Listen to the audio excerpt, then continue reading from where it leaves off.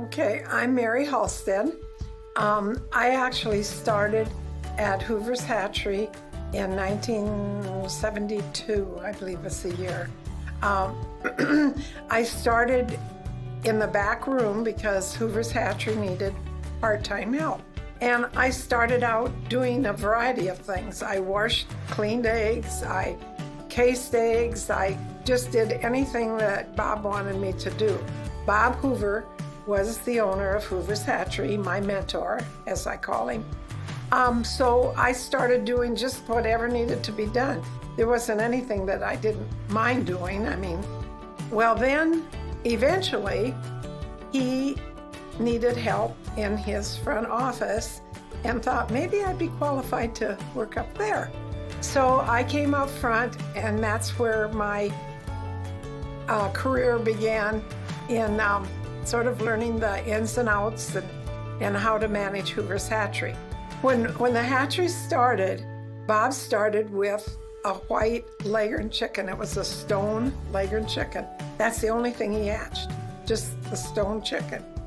And when I started at the hatchery, basically, that's all that we had. But then eventually we added breeds. Bob decided that we could have breeding flocks down at the Amish, down by Owine and Independence. I didn't see how it would work because they had no lights. And you have to have lights for layers. But by golly, it worked. I mean, they took lanterns out and put them in the hen houses. They'd get up at 4 in the morning, go out and and it worked. So then we added started with the brown egg layers. We had production reds, Rhode Island reds, barred rocks. Well then, the hatchery hit a financial bind, you might say, and decided, we had to do something besides that. So Bob got involved with the broilers, the fast-growing meat type. Well, eventually, Bob Hoover decided he was going to be going to Ames. They had asked him to be head of the Iowa Egg Council. So he was going to go into semi-retirement, and so he moved to Ames, and he wanted me to manage the hatchery, which I started doing. Then he was going to stay there, but then just didn't quite. He had been his own boss for so many years. It was difficult to go down there. Well, so he came back, but he wanted me to still stay managing the hatchery. So I did. And of course, we lost Helen, then his wife, who had done a lot of the office work. And so then Bob asked me if I would like to, I guess he didn't really ask me, he just sort of pushed me into it. And so I started doing the day-to-day operation. He would teach me things and, give me the ins and outs. And we agreed on a lot of things. He was more aggressive than I was a little more conservative, so we were maybe a good mix. So anyway, then eventually he asked if my late husband and I would like to buy the hatchery. I did not want to work with chickens. Growing up, I was my dad's chore girl.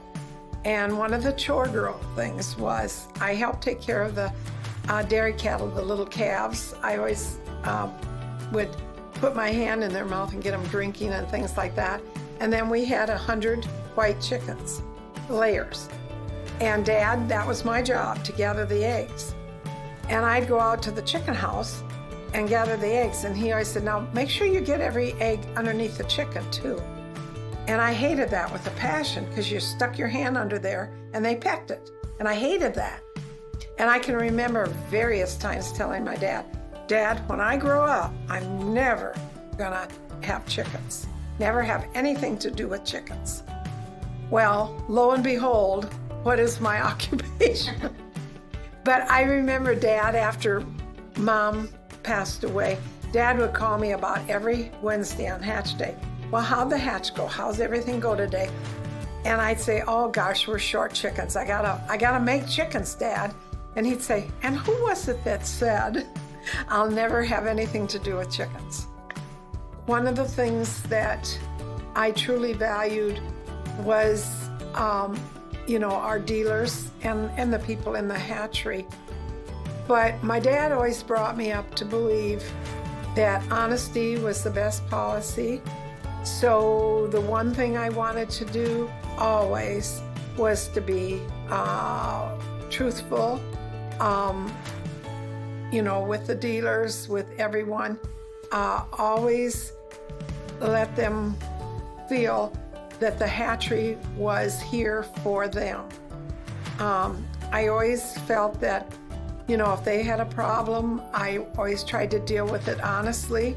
I always wanted to be sure that they got the right chickens, and there were certain things that I always felt were very important, and I always felt the customer was number one. Even if I thought they were wrong, they were right. When I first started at the hatchery, we had 3 children. Gina was the baby. We had 3. We ended up with 5. Well, we just decided that they could work here too. So when Lisa was, she was in 6th grade, I think, and she started working. They make boxes. We had a team that would come in, and a couple of her friends came, and so she started making boxes. Well, then when Tony came along and it was his turn to start working, he helped his dad set eggs. He'd helped his dad with various things, made boxes. He even helped take off hatch. Lisa did too at times, but not all the time. So we felt that, this gave them an introduction to the work ethic.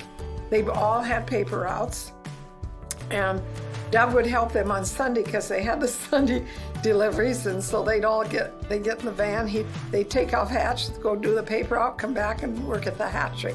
So they all had, most of them all, they made boxes. Nikki helped wash trays. We had a tray washer that went around, and you had to put the trays on it. She'd get sopping wet doing it. We always kidded that here comes Drippy Nikki, because she was always wet from doing the trays. But they all did that. They helped take off hatch. They made boxes, just various things. And we felt that, it taught them a work ethic, plus they were with us, So all 5 of them worked at the hatchery when they were growing up. I don't know if I can think of one favorite memory.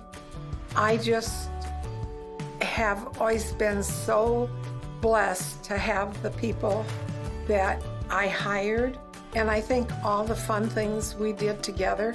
I used to even go out, we did flock work, the ones in the front office that worked in the office. We'd go out and do vaccinating and draw blood and do all that. The hatchery people are like my family. They always have been. At the time of Doug's accident, when I lost him, I don't know what I would have done without my hatchery family. And they're the ones that convinced me that I needed to keep on. I didn't know whether I should quit, besides sell it, what I should do. And I decided with their help I could make it work, so we did. We've just had so many wonderful people here, we really have.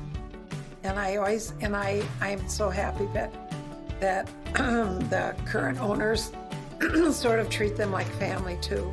That was one thing. I wasn't just going to sell the hatchery just to anybody, because I wanted to be kept as a family-orientated business too. I have this thinking, everybody will say, well, when are you going to retire? When are you going to retire? I've been asked that so many times.